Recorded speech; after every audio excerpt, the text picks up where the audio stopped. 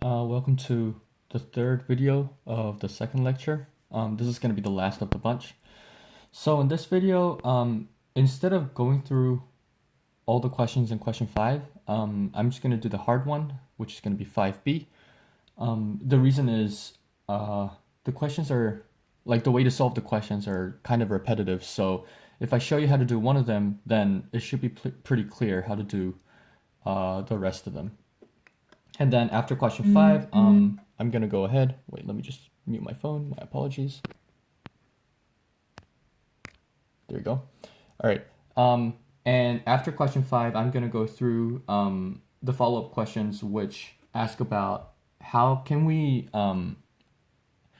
see that two quantities are in a linear relationship using equation, table, and graph. So yeah, let's do that. So for question 5, I'm going to do question 5b because question 5b seems to be rather difficult. Okay, so you were asked to create a graph, a table, and an equation to represent a relationship between the two quantities. And the quantities we're interested in are in a 30, 60, 90 triangle, the length of its shortest side and its hypotenuse. So basically the triangle looks something like this. Okay, so we have 90, and then this is going to be 60, this is going to be 30. This is actually a really special triangle. Oh, and again, before going ahead, I encourage you to work on the questions on your own before looking at the solution. All right, so this is what the triangle looks like. This triangle is special in a way that if you think about an equilateral triangle,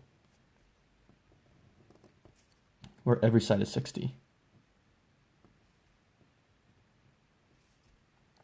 If you cut this equilateral triangle in half,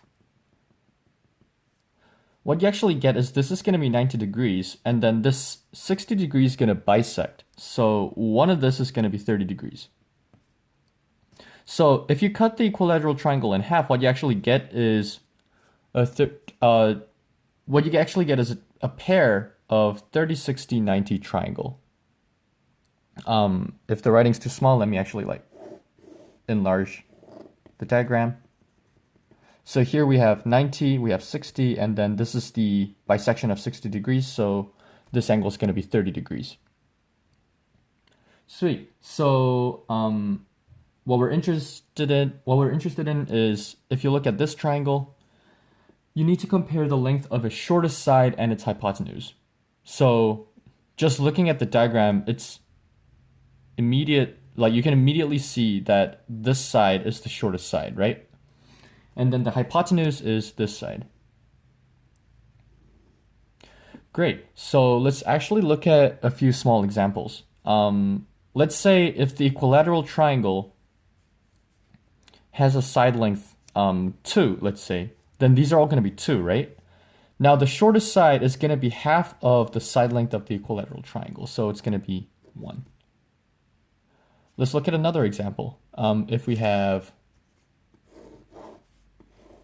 oh, that does not look like an equilateral triangle, but yeah, just assume it is. All right, so if the side length was 6, for example, then the hypotenuse is going to be 6. The shortest side is going to be half of a side length, so it's going to be 3. So what do you notice? Whatever the length of the hypotenuse is, the length of the shortest side is going to be half of that. So if we let x be the length of the shortest side, and if we let y be the length of the hypotenuse, then you can actually see that the length of the hypotenuse is going to be twice the length of the shortest side, right? And we can actually write this in an equation. Quite simply, actually. So we get y is equal to 2x, because hypotenuse is twice the length of the shortest side. So we got the equation covered. Let's look at a table.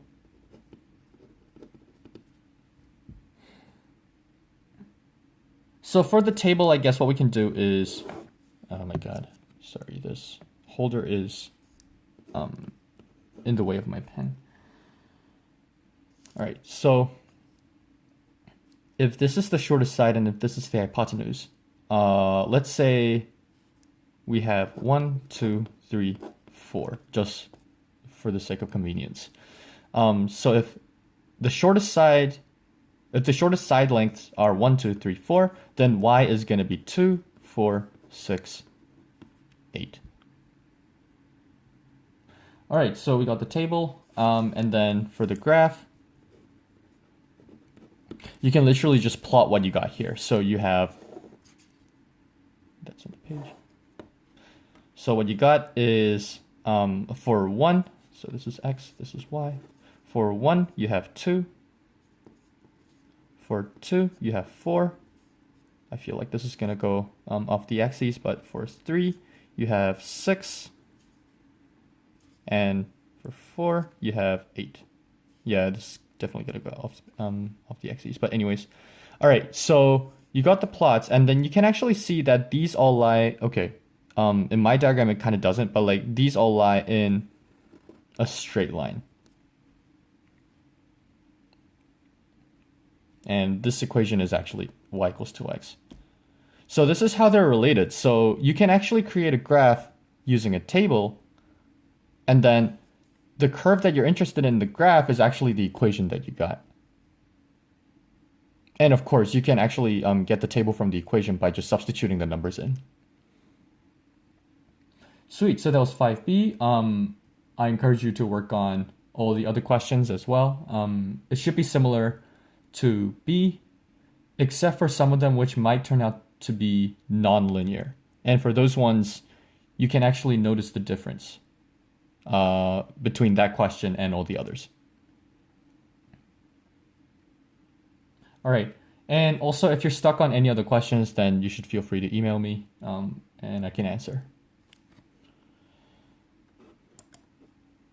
All right, let's go through some of the follow-up questions which ask about how can you determine if the quantities have a linear relationship using an equation, table, and a graph.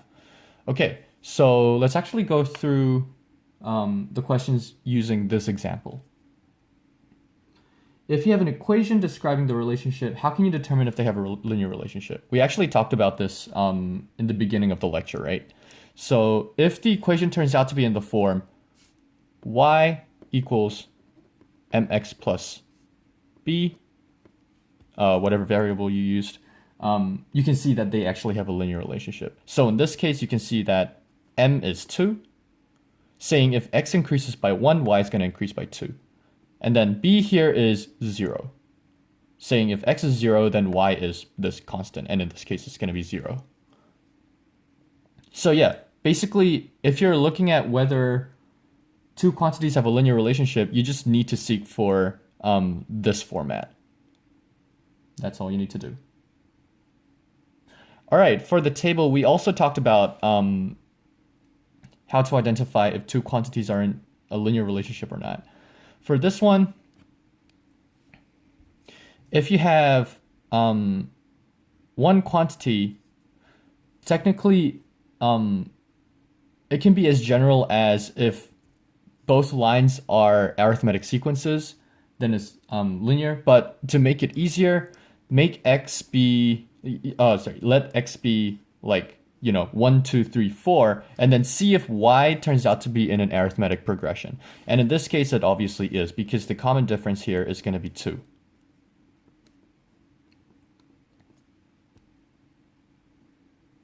So yeah, for a table, if one of the quantities is set to be like 1, 2, 3, 4, for instance, or in general, an arithmetic sequence, if the second quantity turns out to be an arithmetic sequence, then the table shows that the two quantities are actually in a linear relationship. So for table, what you look out for is arithmetic progression to see if two quantities are in a linear relationship. All right, and for the graph is rather intuitive, because why do we have the term linear? Because in a graph, if two quantities are in a linear relationship, then the curve you create actually turns out to be a line. And in this case, you can actually see, even though it's not really to scale, the graph turns out to be linear because it's a line. So for graph, look out for lines. One thing you'll notice is one of the sub-questions of question 5 will turn out to be non-linear.